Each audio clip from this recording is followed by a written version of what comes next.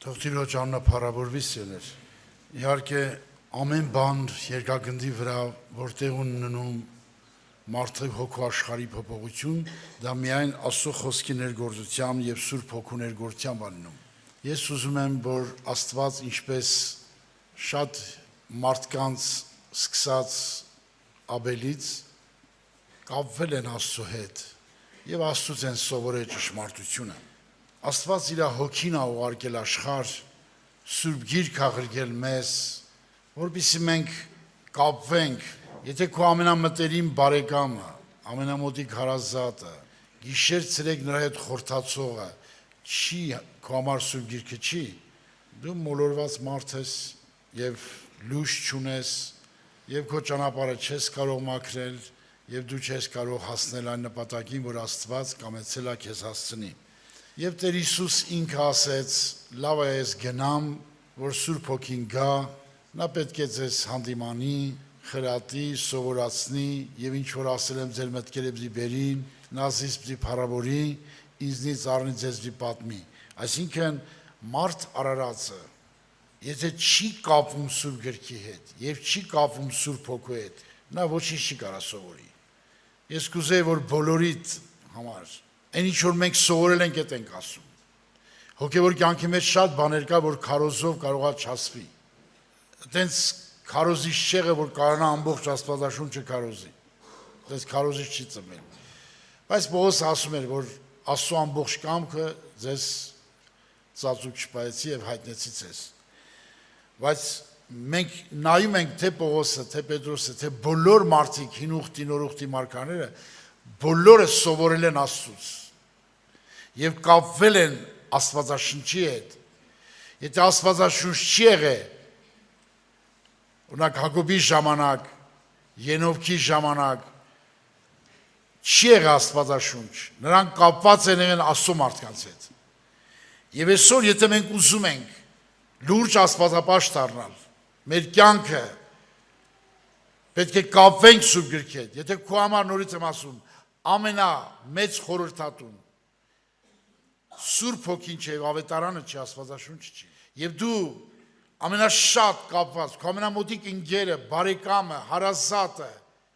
հավիտենական իմաստով Սուրբ Գիրքը չի եւ Սուրբ Հոգին չի։ Ես չեմ կարող հավատալ, որ դու բան կսովորես։ Սա կարևոր հարց է։ Օրինակ կարդում ենք ասես մի հատ պատմություն Սուրբ Գրքից։ Սարիդիկի եկեղեցի կարասմա անունն էր, որ կենթան է, բայց մեռած էր։ Եվ ասма խորհուրդ եմ տալիս քեզ, որ որոնք մեռնելու վրա են, նրանց համար հոգ սարա։ Բայց մի քանի անձեր իրանց մաքուր պայեցին եւ Աստծո հետ քայլեցին։ Ուրեմն փաստորեն եկեղեցին կազմած էր մեռելներից հոգեվոր եւ մեռնելու վրա եղողներից եւ մարդիկ, որոնք Աստծո հետ ապրեցին եւ քայլեցին եւ արժանացան ու հաղթեցին։ Օրինակ, երբ որ ես այդ տեղը կարդացի շատ տարիներ առաջ, դու ես չեմ ուզում մեռած հավատացյալն եմ, ոչ է մեռնելու վրա լինեմ։ Ես կուզեմ, որ սպիտակ մաքուր բեզներով ապրեմ Աստծո հետ եւ հաղթական կյանք ունենամ։ Սա հարց առաջանում, դուք նախանձում եք, որ այդ մարդիկ այդպիսի մարդ են եղել։ Ուզում եք այդպիսի մարդ դառնալ։ Մի բան, որ կարդում եք Սուրբ Գրքի մեջ։ Օրինակ, երբ որ ես կարդացել եմ խոսքի օրինակ Պողոսի կյանքը եւ կարդացել եմ, ասենք, Եղիայի կյանքը, ուզեցել եմ, որ Աստված ինձ էլ սովորացնի։ Եվ ես ուզում եմ մի ճանապարհ ցույց տալ, որ Աստված ինչպես է սովորացնում եւ մարդը ինչպես է լսում Աստծուն։ Եթե մենք այդ ճանապարհը մեր աչքի առջև լավ չունենանք, մենք խելացի չլինենք, մենք ճիշտ ձևով չմոտիկանանք, ինչպես Աստված է ասում։ Մենք գործ չունենք ինչ որ մի հատ պրեզիդենտի կամ ինչ որ մի հատ փիլիսոփայի իմաստունի հետ, որ աշխարհը ճանաչում է։ Մենք գործ ունենք մեկի հետ, որ Աստված է, որի մեծությունը ստեզերքից անսահման մեծ է, որը շատ սուրբ է, շատ արդար է եւ արդար դատավոր է, մաշող կրակ է, նա միայն իր ասածն է ընդունում, ոչ մեկի ասածը իրան չի հետաքրքրում, որտեղ բոլոր մարդկանց ասածները ունայնություն են, սատանայական գաղափարների մասին չենք խոսում, դա լրիվ հիմարություն է։ Եթե մենք Աստծո հետ գործ ունենք եւ իր խոսքի հետ, մենք պետք է իր խոսքի հետ հաշվի նստենք։ Դուք ձեր կամքով չեք եկել աշխարհ, Աստված է որոշել ձեզ ուղարկել աշխարհ։ Եվ կգա օրը դու չեք որոշել երբ մեռնեք։ Նա է որոշելու։ Հիմա այդ մի քանի վայրկյան, այդ արանքի կյանքը, որոր ծնվել ես եւ դու հեռանաս, եթե այդ կյանքը դու չես որոշում Աստծո հետ լինել, չես որոշում Աստծո ասածին հնազանդվել, եւ արհամարել ես ուզում այդ սուրբ Աստծուն, որ քեզ շատ սիրելով մարդացավ քո տեղը, խաչվավ քո տեղը, հարություն առավ քո տեղը եւ հիմա էլ նստած բարեխոսում է երկնքից քո համար եւ հայր Աստծո առաջ ներկայացել է առանց քո աղոթելու, առանց քո գոյություն աշխարհ գալու, նա քո անունով ներկայացել է հոր առաջ եւ բարեխոսում իշնորհում է քո համար եւ դու այդպիսի Աստծո անսահման սերը, նրա թափած այրունը, նրա տառապանքներու չարչարանքները, եթե քեզ չի հետաքրքրում։ Ես ուզում եմ ցույց տալ անկեղծ մարդկանց համար հոգևոր ճանապարհը։ Եվ այդ ճանապարհը ունի կանգառներ։ Այդ կանգառներում մենք պետք է կանգ առնենք եւ նայենք եւ ստուգենք մեզ։ Ես չգիտեմ դու քանի տարվա վատացյալ ես եւ որտեղ ես հասել։ Ես հիմա ցույց կտամ այդ ճանապարհը եւ դու տեսնես որտեղ ես հասել։ Այս ստանցիաներ առաջինը Գաղգաղա, որ այսօր Գողգոթան է։ Երկրորդը Բեթել, որ այսօր մեր ներքին աշխարհում Աստծո տունն է։ Երրորդը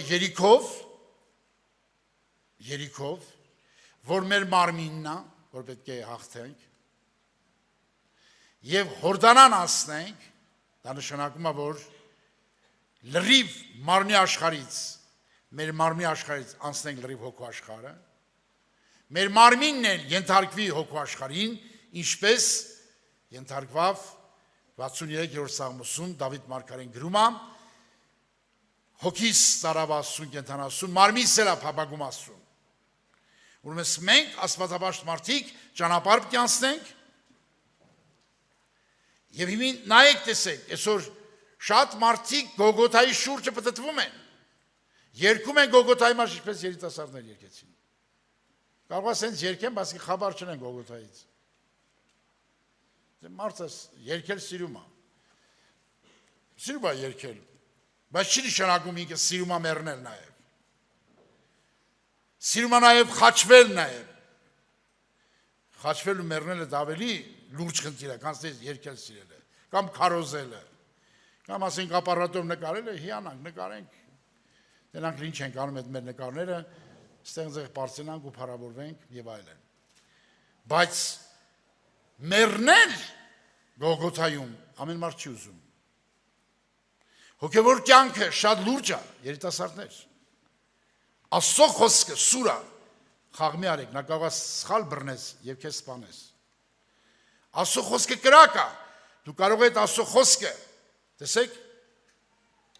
շատ հետաքրքիր օրինակ եմ բերում, որ դուք հասկանաք։ Պողոս Արաքյալը, երբ որ մելիտե գնեն, երբ որ մեծ նավակոծություն եղավ 200 քանի հոգեր նավի մեջ էին, ասում է, երբ որ նավից դուրս եկան, այդ ժողովուրդը բարբարոս ժողովուրդ են եւ մեծ մարդասիրություն ցույց են ժողովրդին, եւ ցախրիվ էր հավաքում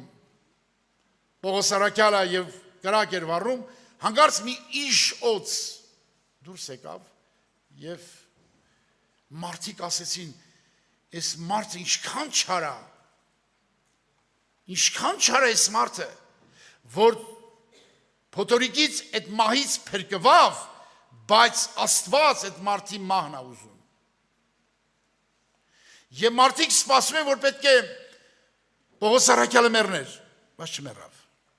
Հետաքրքիր է։ Երբ որ մենք այս աշխարհի կրակի մեջ ենք գնում, շփվում ենք այս աշխարհի տարաբանքի, նեղության, դժվարության, խնդիրներին, ինչ սատանա օծը հարցակում է մեր վրա։ Այն հավատացյալները, որ Պողոսի նման կրակի մեջ են գցում սատանային, Սատանայի փսփսումները չեն լսում։ Սատանայի մտքերը չեն ընդունում։ Նրանք թոթվում են կրակի մեջ, Աստծո սուրբ հոգու կրակի մեջ, այլ զբաղված են բամբասանքով, չարախոսությամբ, եւ սատանան նրանց բռնում է, սատանան նրանց կապանքների մեջ է դնում, եւ նրանք հոգով ազատ մարդիկ չեն։ Դրա համար ես ուզում եմ այս ճանապարհը ցույց տալ, սիրելի դասասներ։ Եթե սիրեք Աստծուն եւ կուզենաք այդ ճանապարհը գնալ, Տերը այդ ճանապարհում սպասում է ձեզ։ Տերը Հիսուս ճանապարհում սպասում է ձեզ։ Այս աշխարհում շատ ճանապարհներ կան, բայց բոլորը մահվան ճանապարհը, միայն Հիսուս ճանապարհն է, որ կյանքը տանում եւ ելավելի կյանք։ Ասենք Փարթիրոջը